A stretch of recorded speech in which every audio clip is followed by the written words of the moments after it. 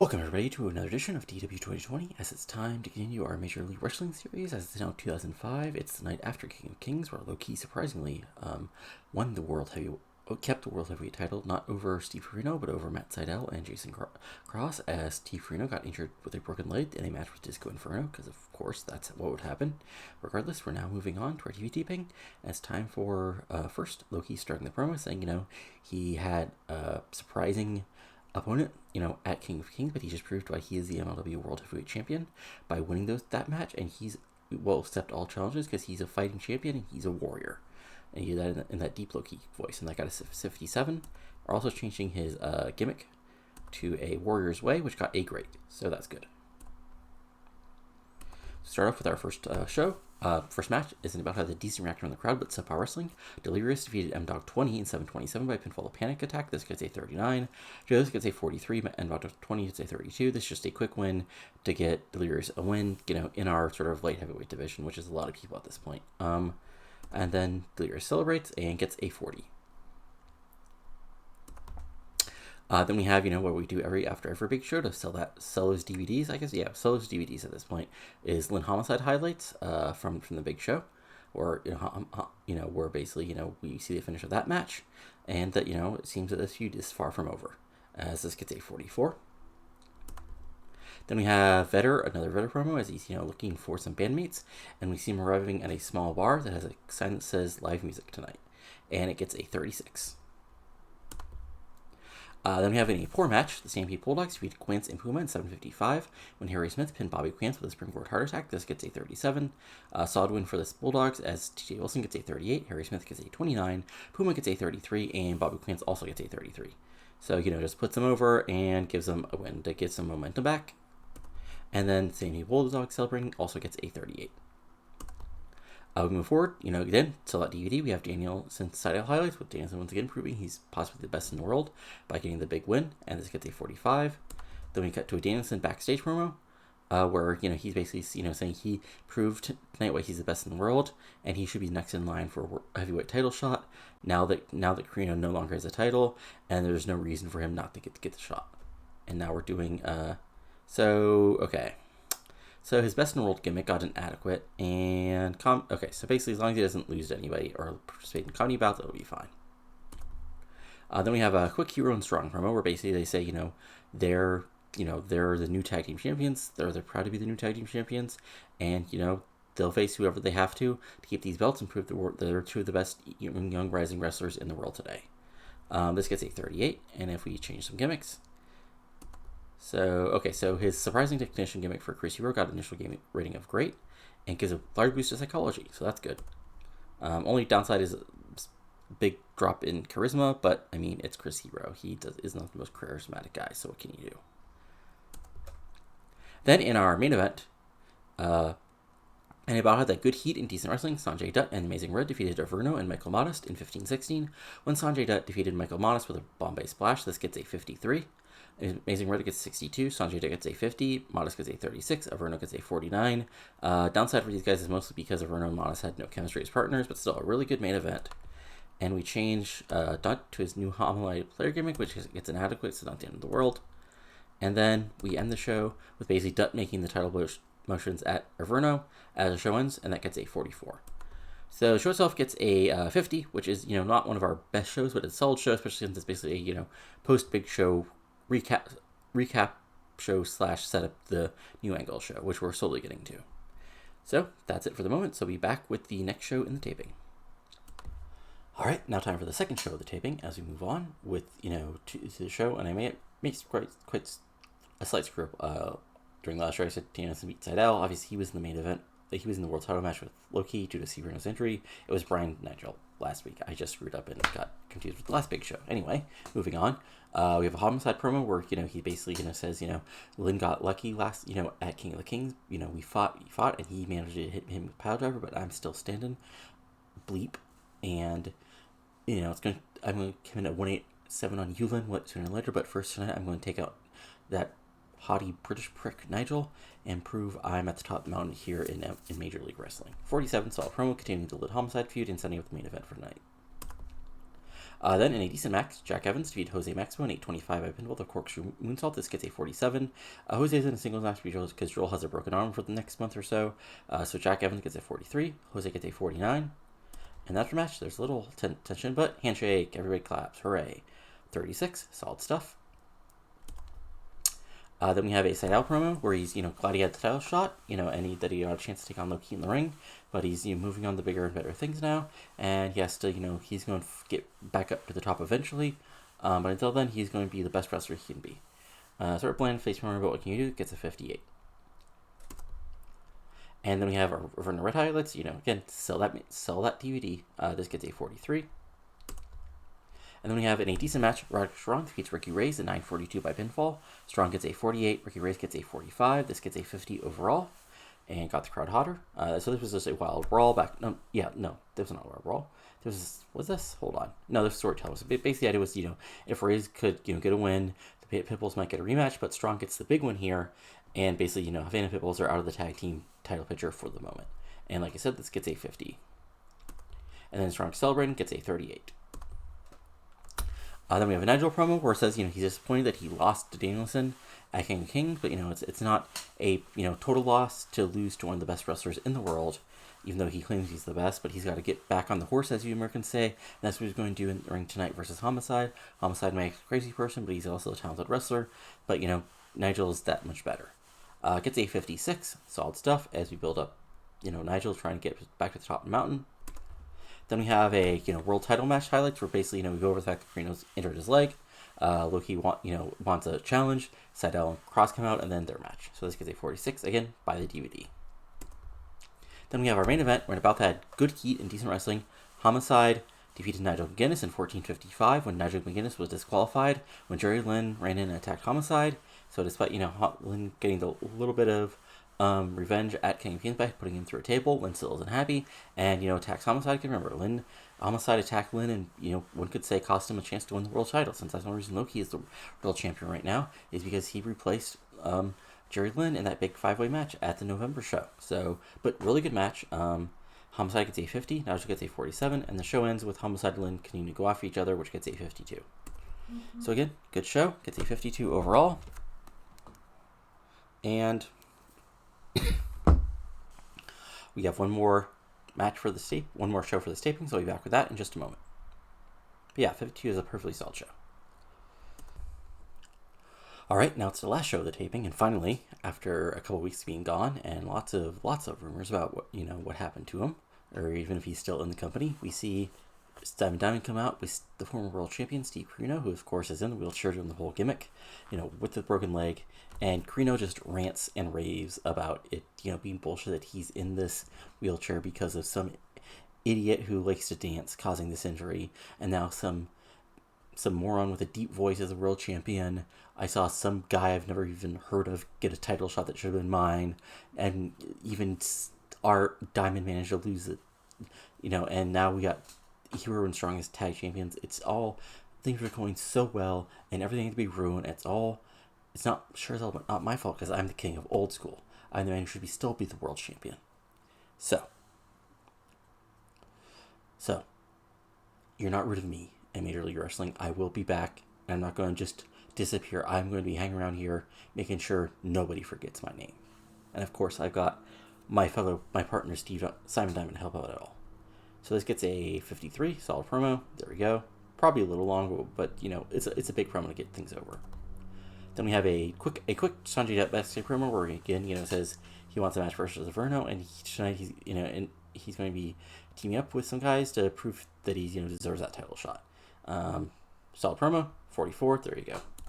Then we have our actual match, which is in a decent match. The Hart Foundation 2.0 of Jack Evans, T.J. Wilson, and Harry Smith defeat Sanjay Dutt, M-Dog 20, and Jose Maximo, who again is just wrestling in random matches until our buddy until his brother Joel gets better from a broken arm. When Harry Smith pinned M-Dog 20, so Harry Smith is slightly bigger than everybody else here, so he gets the big running power slam and pins M-Dog. This gets a 40. Smith gets a 29, TJ gets a 40, Jack Evans gets a 47, Jose gets a 49, M-Dog gets a 32, Sanjay gets a 52, and Jack Evans sustained a broken jaw, which hopefully won't keep him out for that long. And then afterwards, Dutt and Evans have some tension as Evans probably holds his broken jaw, acting like he's not really hurt. And this gets a 40. Then we have a thing that only gets a 19 because Jesus Christ, she's not over. But basically, Vetter is, we see a band in the background. We vaguely see some shapes of people like playing in the band. And then we see, Vetter, looking like he's impressed.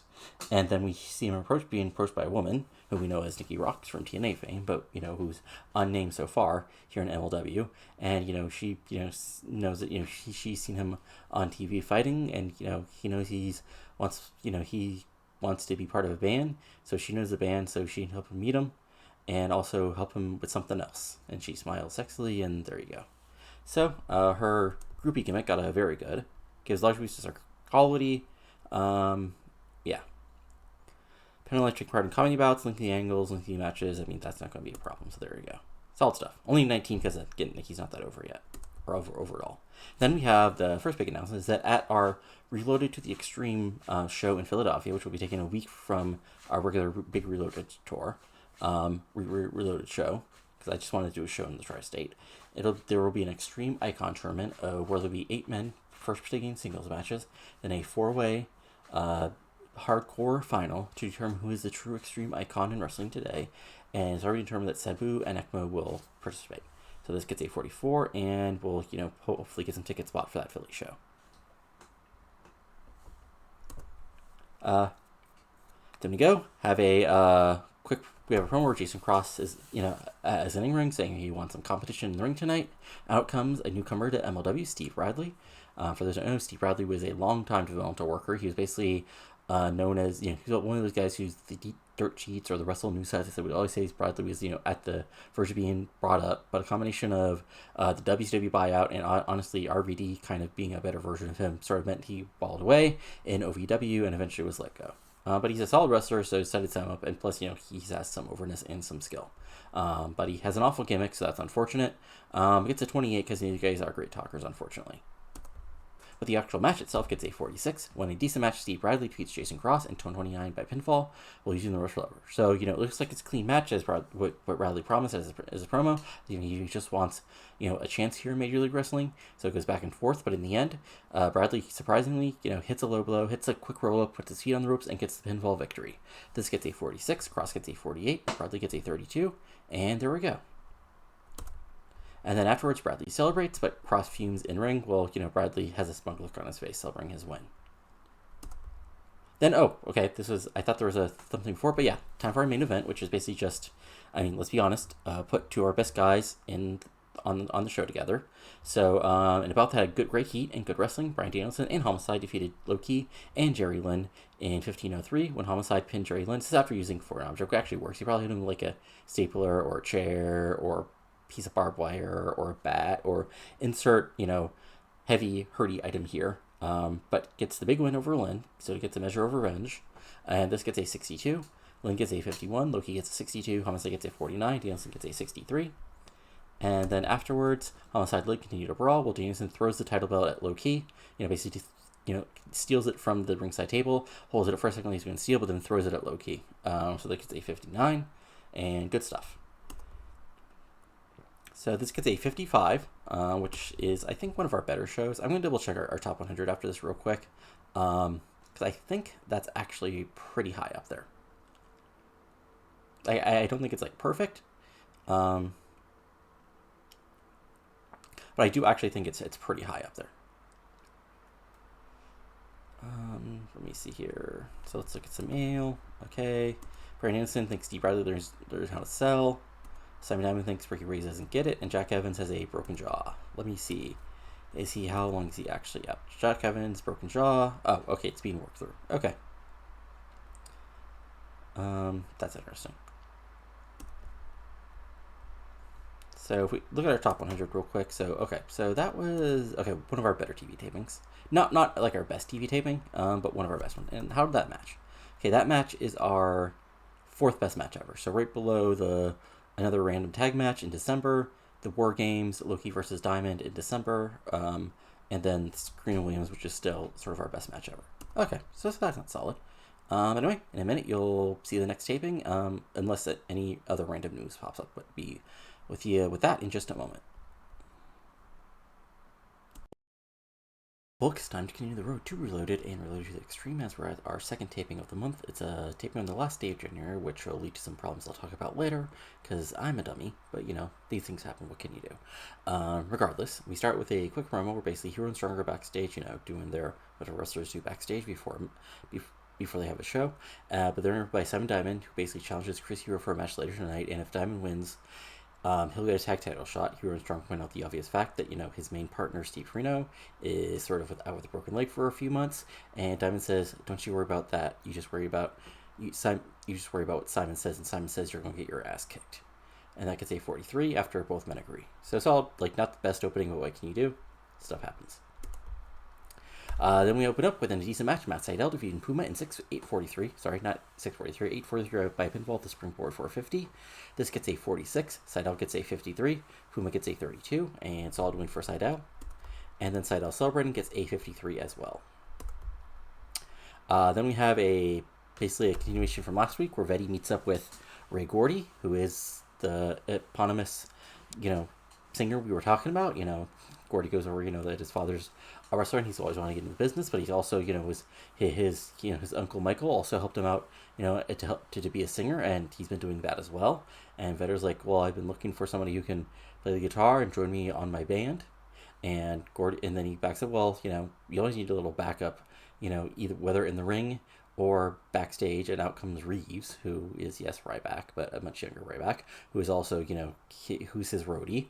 And Nikki Rock is on Vetter's lap doing groupie things. Not those kind of groupie things, but other type of groupie things. As they sort of shake hands and they sort of, agreed to team up. So Ray Gordy's second-gen rocker gimmick got an adequate gimmick, which is marketable, so that's good. And Reeves' gimmick is roadie gimmick, got an initial rating of great. So there you go. That's good. So 31, again, not the best actual rating, but what can you do? Then we announced more participants in the Extreme Icon Tournament, as we announced that Iceberg, who is a big-time, huge guy wrestler in the South mainly, wrestled lots of hardcore matches, lots of interesting matches at NWA Wildside during this time, and of course Mike Roberts. That's good. It's a 22 because, yeah. Then we have our next match. Well, at least we thought we got our next match as an extremely short match. Bobby Quince is wrestling Michael Modest when out of nowhere comes some guy with stringy black hair and with a mask. Well, not with a mask over his, but with sort of covering over his face. And he just goes after Quince and Modest, beating them both down. Refs, refs, try to bring him off. Kevin Kelly finally realized, wait, that looks like Devon Storm, but what the heck is he doing here? And he just continues the beatdown as the ref, continues the attack.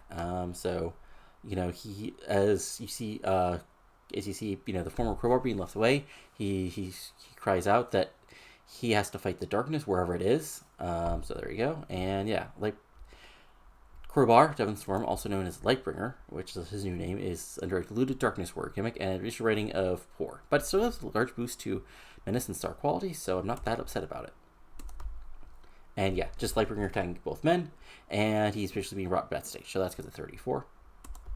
Then we move on, where Homicide has a quick promo, basically saying, Jerry Lynn, I whooped your ass last week, and if you think I'm done right now, but no, I don't want to do it down here in Florida, down near the grimy and dirty South. No, I want to do it in the humid and grimy and South, for these Florida fans who don't even deserve it. No, I want to do it in Philly, where both of us became stars. Let's end this once for all. Anywhere in Philly, we can kick each other's ass, and whoever's left standing can be the winner. So that gets a 50. And there we go. As so the official challenge is, put out there for Reload to the Extreme of Homicide versus Jerry Lynn. Falls count anywhere in Philadelphia, I guess. Anyhow, this gets a 50. Then we have, basically, have an in-ring, some tribal music hits that goes to a dancing beat, and out comes, of all people, Junior Vatu, who I forgot to change his name. He makes his debut, and he basically, says, he's glad to be here in Major League Wrestling, where he continue his career, but he didn't come here, for the MLW World title, or the tag titles, or anything. What he wanted to do was call out one person, and that's his cousin Ekmo. I've seen what you've been doing the last couple months, Ekmo, and that's not what people like us do. You should go on the right path, not this weird path you've been going so far. This crazy path. And I know you've been doing it. Samu, man has gotten in your head. They're crazy too. But, brother, I just want you back on the right side, so come talk to me, brother. That's all I want. And that gets a 53 as Junior Fatu makes his debut, and it gets a great gimmick, and it's a small boost to psychology. Okay, not bad. So, and it looks like he's trying to get his cousin ECMO back on the right path. Then in our tag match, in a decent match, the Amazing Red and Jose Maximo defeated Stampede Bulldogs in 7:44, when the Amazing Red defeated TJ Wilson with a Red Star Press. This gets a 53. Amazing Red carried the match in terms of performance. Harry Spencer gets a 31, TJ Wilson gets a 38, Jose Maximo gets a 43, and the Amazing Red gets a 63. And then Red Maximo celebrate, and that gets a 51, mostly because Red's getting really over. So then, next match is our main event of Chris Hero versus Simon Diamond. It's a back and forth match. It looks like Hero is winning because, using his technical wizardry, who is surprising for a man of his size and, quite frankly, the gear he wears in his European wrestling. But eventually Diamond fights back using cheating and, some suplexes. And it looks like Hero's finally got the win after hitting a big modified suplex off the second rope. But the ref gets bumped, and out of nowhere, out comes, of all people, Andrew Martin, the former Test, comes in, gets in the ring. Hero turns around and walks straight into a huge big boot, and then Test hits, or Andrew Martin, remember, WWE is watching, hits the pump handle slam. Boom. Diamond wakes up, hits assignment, and gets the pinfall victory 1-2-3 over Hero and Strong. So this gets a 55, and Andrew Martin debuted his mercenary gimmick, which initially was great. And yeah, 55, really good match. Diamond gets a 57, Hero gets a 38. And then Hero and Martin Diamond lay out both Hero and Strong comes out trying to save, but, it's 2-on-1, and one of those guys is really big, and unfortunately, he gets his ass kicked. So this gets a 52. So I guess we have our first match for Reloaded officially. Those other matches I think you guys can figure out on your own. So it's Chris Hero and Roderick Strong versus Andrew Martin and Simon Diamond for the Global Tag Team crown. And we finish the show, and this got a 52. So good solid show. Without much, basically without any of our Homicide was there, but without any of our top guys. So that's we got almost as good. Well, Simon is actually really good and actually quite over. I just sort of pushed him as an upper mid carder. But yeah, still solid stuff. I'll be back in a second with the second show from the taping. Okay, we're backstage again as we begin the second show of the taping for MLW Underground. We can continue the road at Reload with the Extreme and Reloaded. And, basically we start out with Steve Farino, Andrew Martin, Simon Diamond, JJ Dillon, all, being evil and laughing hilariously at the idea that they pulled one on Hero and Strong. Says, Farino's like, even with a broken leg, I'm still stirring the drink here in Major League Wrestling, proving I'm what actually matters. Did you really think I was going to let my partner Simon Diamond just flirt out there in the wind with nothing else to do? No, I made a few calls, and I made a call to bring in this man, a Punisher, a man who can pass the test, Andrew Martin. And he's not here because he loves us. He's not here because we're good buddies. He's here because we're paying him well to take out punks like you here in the Strong, and because he wants to be a champion. And that's what's going to happen at Reloaded. Is Simon and I will be tag team champion again, and Andrew Martin will help us with that path. And yeah, there you go. And Edward's like, Carino's absolutely right.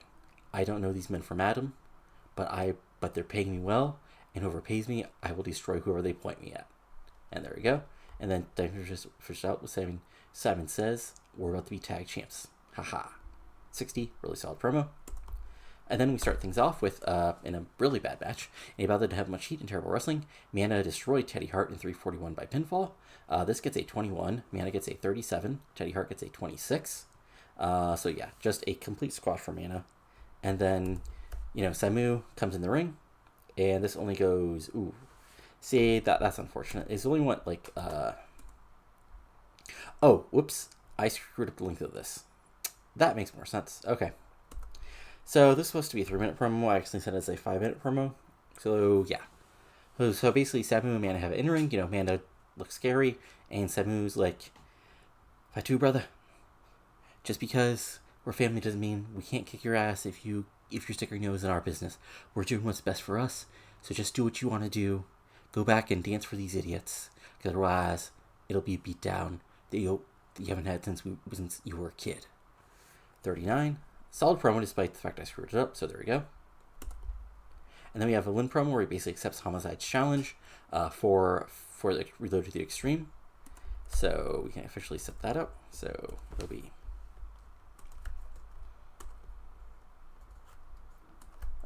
Where is it?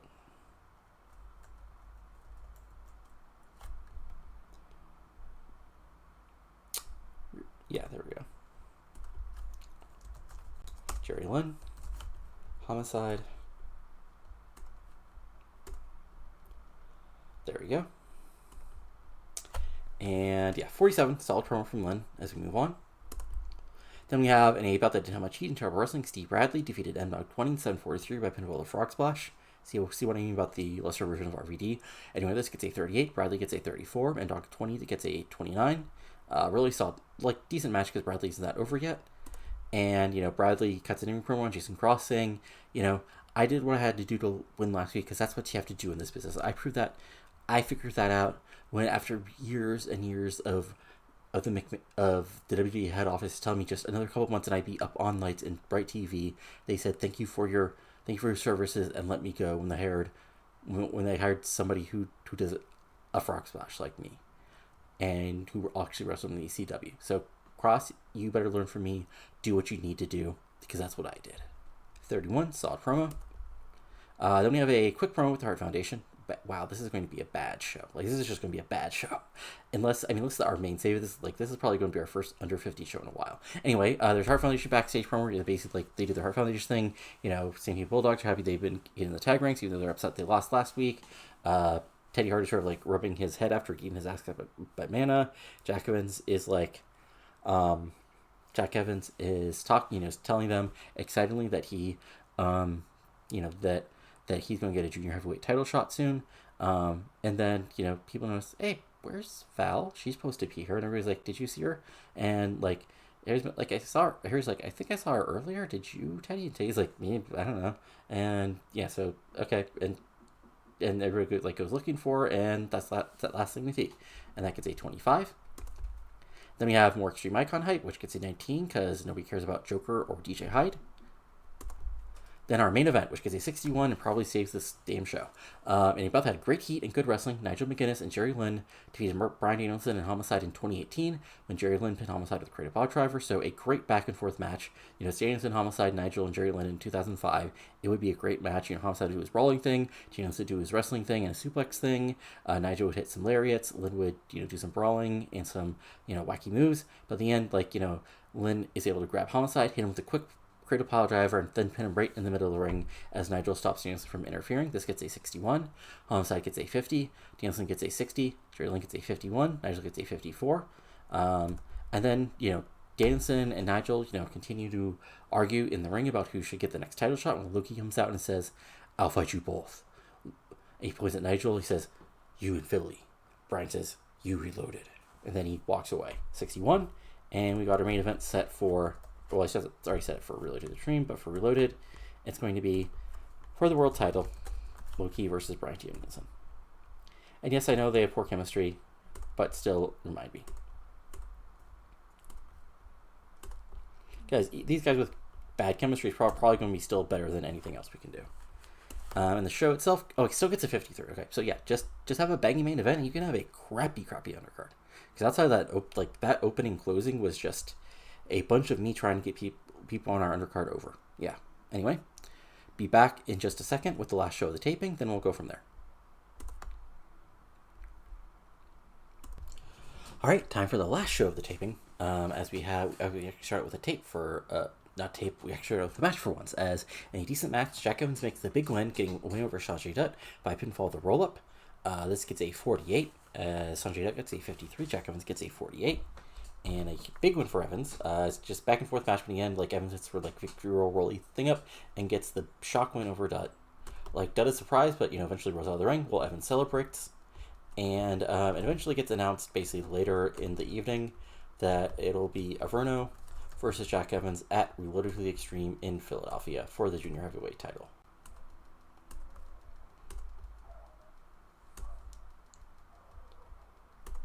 And that gets a 39. Then we have some Necro Butcher hype for Extreme Icon, which gets a 34. So Necro Butcher will be part of the Extreme Icon tournament in Philadelphia. So there we go.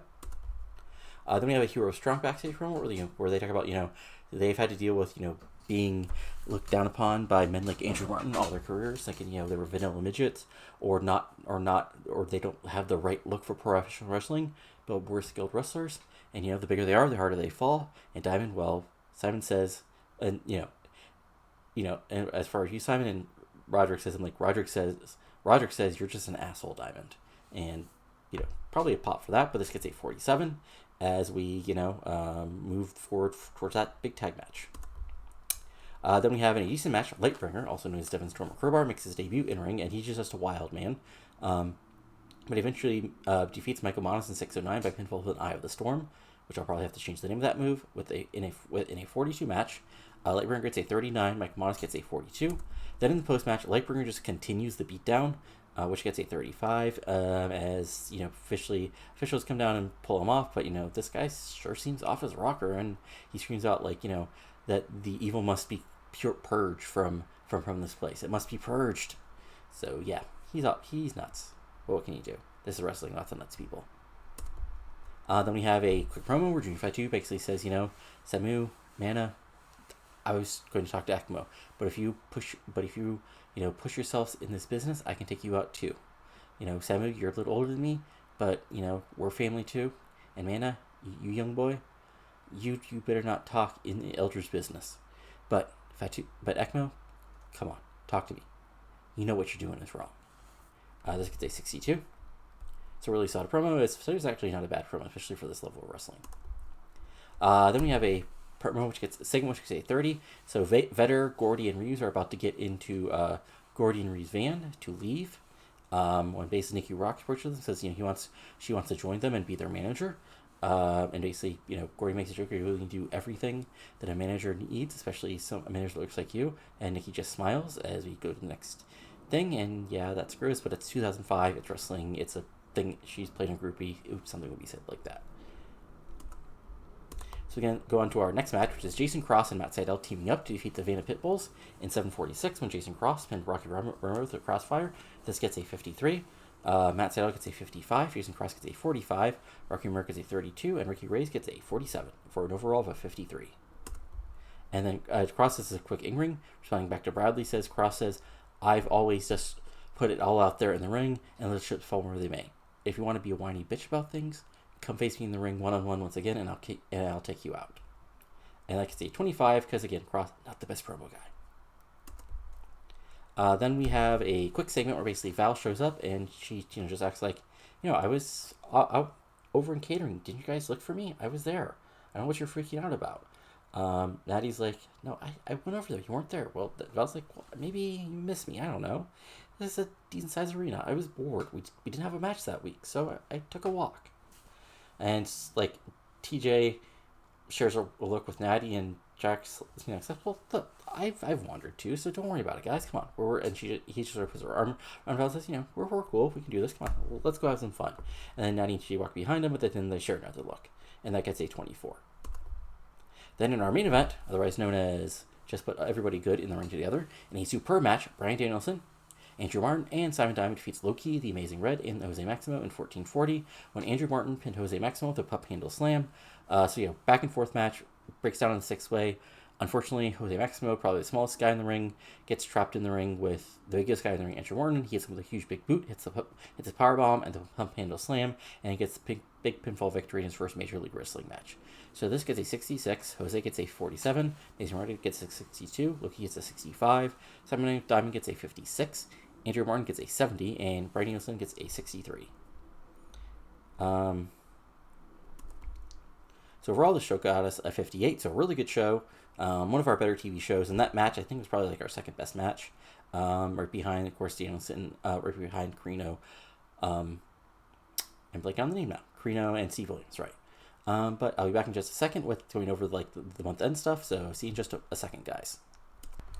So some quick things in the aftermath. So to go over some stuff, Andrew Martin thinks Bobby Clements didn't connect with the fans. Okay, you're 2 nights in telling people who's over or not. We need to renew our Cincinnati Network deal. Okay. Back when this is fully fit, and we're actually first in the Southeast battle. So yeah, that's good. So just to go over some things as far as our roster. Let's see, what would you guys be interested in? So yeah, Martin's a 69 basically everywhere. Bryan Danielson is up to basically high 40s or low 50s everywhere, of course. And yeah, Vetter's weirdly getting weirdly over in the Southeast, and even somewhat Great Lakes. Ray Gordy starts out kind of over, but not really not over. Nikki Rock starts over as basically unknown, except in the tri-state, which is interesting. Which is actually something I might have to think about for the Reload to the Extreme show. Jack Evans is slowly getting more over. He's up to 28 in the Southeast, which is good. Loki as our top guy is up to high 40s, low 50s as well. And yeah, if we just look at creative real quick, franchise play. So okay, yeah, because he's a former WWE guy, and don't worry, he's not going to be pushed like a former WWE guy. But I have a plan for him, and just let's say he'll have some interesting matches. 2 is Danielson, number 3 is Diamond, number 4 is Loki, number 5 is Nigel McGuinness. Who's hot? Number 1 is Homicide, 2 is ECMO, 3 is Loki, 4 is Carino, 5 is McGuinness.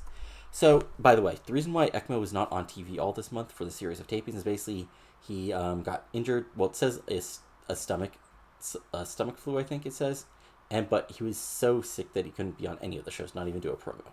So that's the thing I screwed up, because I forgot about that. I was only going to tape 2, a couple weeks this week, and then move forward to tape the other 2 weeks so I could be on the show. But we still have one more go home show to set up the big show, so we can do all that.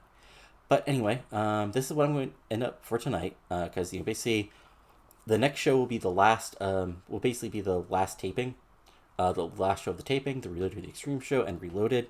So that should probably be a solid video. Of course, then I'll also go over everything as far as what's happening as far as overness and everything. So that's it for now. Thanks for watching the show. If you enjoyed this, go to give it a like, comment below what you're enjoying and not enjoying, and subscribe to the channel for lots of fun content like this, including my WCW 1993 series, The No Eric Bischoff, my long-running WCW 2001 series, a couple of Cornell series, and of course this one series. But that's it for now, so I'll talk to you later, and adios.